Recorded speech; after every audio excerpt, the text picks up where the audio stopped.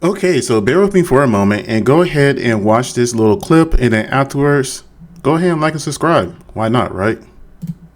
Hey guys, Sasha Vickery here. I'm at South Florida Center for Cosmetic Surgery. I'm getting my procedure done today with Dr. Brandon. He's an amazing doctor. I can't wait for my procedure, and it's just a great facility. Everybody here has been super nice, super accommodating. I'm excited. Now, Sasha Vickery has made worldwide news at this point because people in the UK are talking about her and here in America. I know that's not the whole entire world, but you get what I'm saying.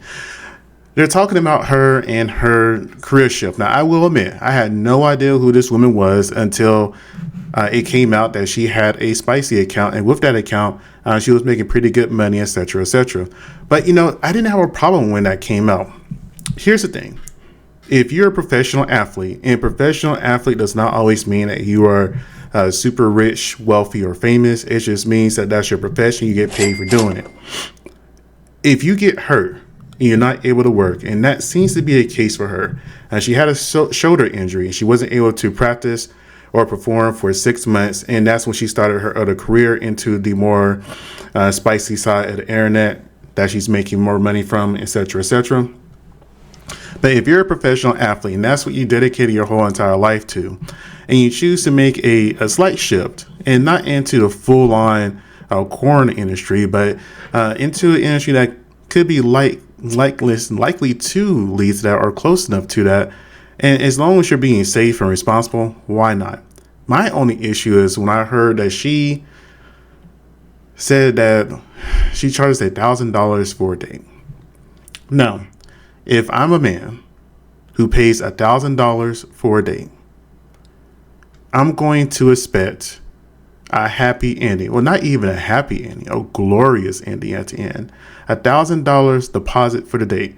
So that $1,000, let's say if the date cancels, do I get my deposit back? Let's say if the date goes on and it was just a crappy 45-minute to hour, 30-minute dinner date, do I get my money back then?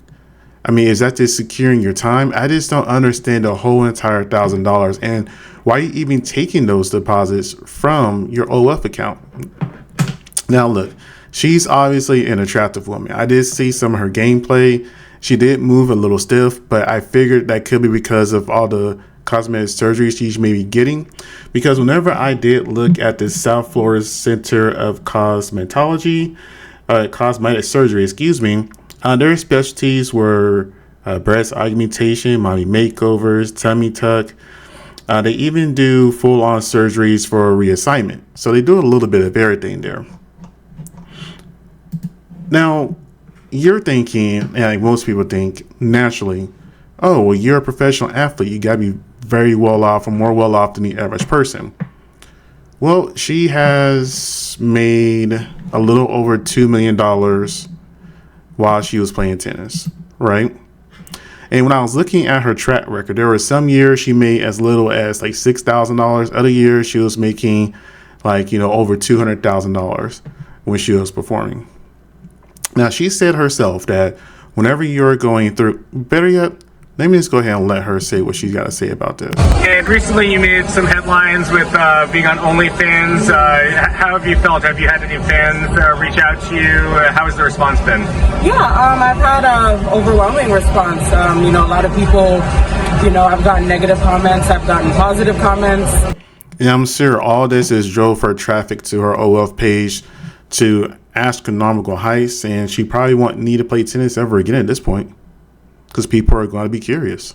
It's just something I started up earlier in the year. I like to venture with different projects outside of tennis, and me personally, I've had a great experience on the platform. It's another side of me. I make really good money doing it, and I also enjoy it. It's I get to have a little bit of a normal side to me. So for me personally, I enjoy it. And what inspired you to start it up? I have a really close friend. Now, I will say this. With the rise of these websites like OLF and the fan site, etc., it's going to make the option of being a professional athlete less and less appealing to people. Because if you think about it, if you see people like Danielle Bogoli or who's the little bad girl, Little Tay, and the other girl, I can think of her name here, Sophia Rain. When you see these young women and they're making multi-million dollars, I think Lil Tay came out and made a post saying she made 15 million so far. Danielle has made well over 50. Sophie, it's not really calculable, but I think she's in the 100 million range or so far. You know, these girls are not necessarily athletically talented. They're not professionals in any way, shape, or form. However, they found a way to make a lot of money very fast with little to no effort.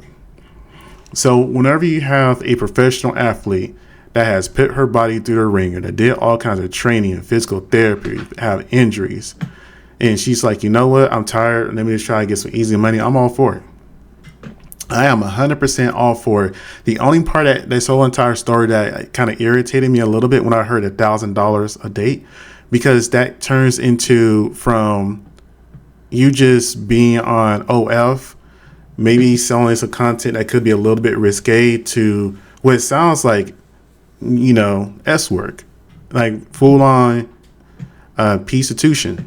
And that in itself is going to make OF more regulated and restricted, I think, because I still remember the U.S. government cracked down. This is like, I don't know, maybe 10 years ago at this point, when Craigslist and Backpage were a thing and people were booking services through those websites, and the U.S. government came in, cracked it down, and shut those parts of the website down.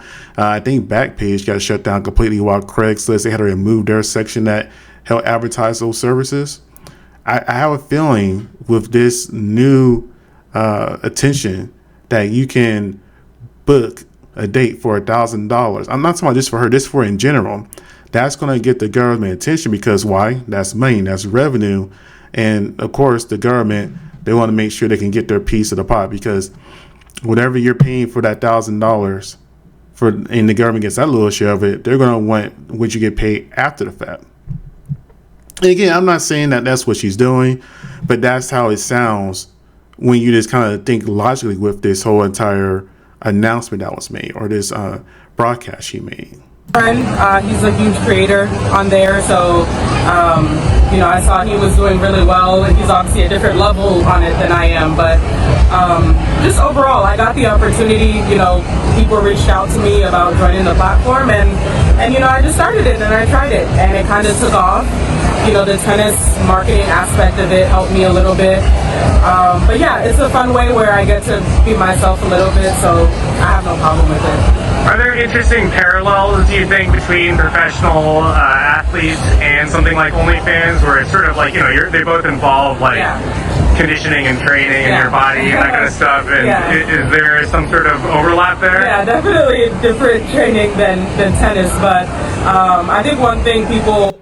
I don't know what really training is involved, but, you know, whatever. Don't realize is when you're on OnlyFans being a content creator, it's like you kind of have to spend hours, you know, making content for subs and this and that, and also there's different levels to OnlyFans. So obviously I'm not super far on the far side of it, but I'm having fun with it, and definitely different, but it's a way for me to have an outlet outside of tennis. Now, when other people will hear this and her talking about, you know, the whole entire doing OF thing, they can hear it as a sense of she doesn't believe in her tennis career.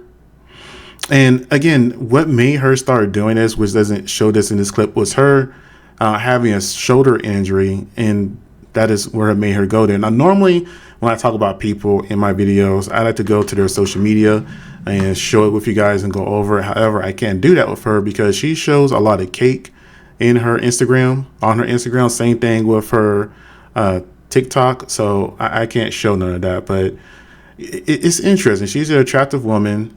She's naturally physically built and also cosmetically enhanced. So yes, she's going to catch a lot of male gaze. And yes, this could potentially retire her, but I hope it doesn't turn down a full-on porn career for her. And it's just something as an avenue to make a little few extra bucks. Is there anything else you'd like to add, or?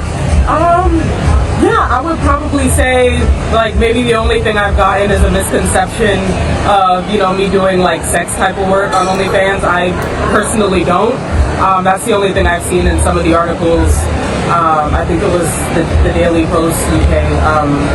Yeah, but that's definitely not on my platform. I do push boundaries, but not to that level. Another part of, you know, the tennis and OnlyFans aspect is, I think people think, you know, when you're on tour, you're automatically making a ton of money. Like, yes, I have done very well throughout my career. I've made great investments from the time I was young, so, you know, it's like, oh, I'm fine. But at the same time, you know, tennis players spend $100K plus a year on coaching, hotels, food. And let's say she started her career when she was 20. I don't know when she started her career, but let's say she did start it when she was 20. And she made about $2 million, a little bit more than that. And that's like, what, $200,000 a year? And if you spent like $100K alone just on trainers or whatnot, you know, of course, that's just $100,000 a year. And who knows what other expenses may occur. So I get it. She's not rich, but she is more well off than the average person, to where you would think this wouldn't be necessary. But you never know the story behind the scenes, right? You never know what she really has going on in her personal life. As long as she's safe and she doesn't compromise herself, I'm all for it. Training, physio. So if I have another avenue where I'm able to make a lot of money to support that, you know, I don't see anything negative with it personally. It's an expensive sport, so, you know, I invest a lot of my money from there back into tennis, and I think that's one thing people don't understand. Like, they think it's, you know, I'm just doing it to do it. It's a great moneymaker. It's a great investment. If I have the potential to make a lot of money on there, why am I not going to take it? Well, you guys tell me what you think. I just want to kind of go over that real quick. I think the next video I'm going to do is about Rampage and his son, Roger, I believe his name, and the situation that happened in the ring, the wrestling ring, and just go over a little bit of their history. So if you want to hear about that, like, comment, and subscribe. I hope you guys have a great day. Thank you.